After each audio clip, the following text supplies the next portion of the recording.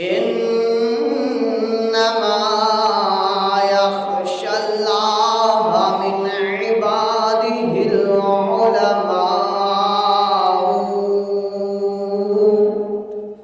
صدق الله العظيم وصدق رسوله النبي الكريم الأمين.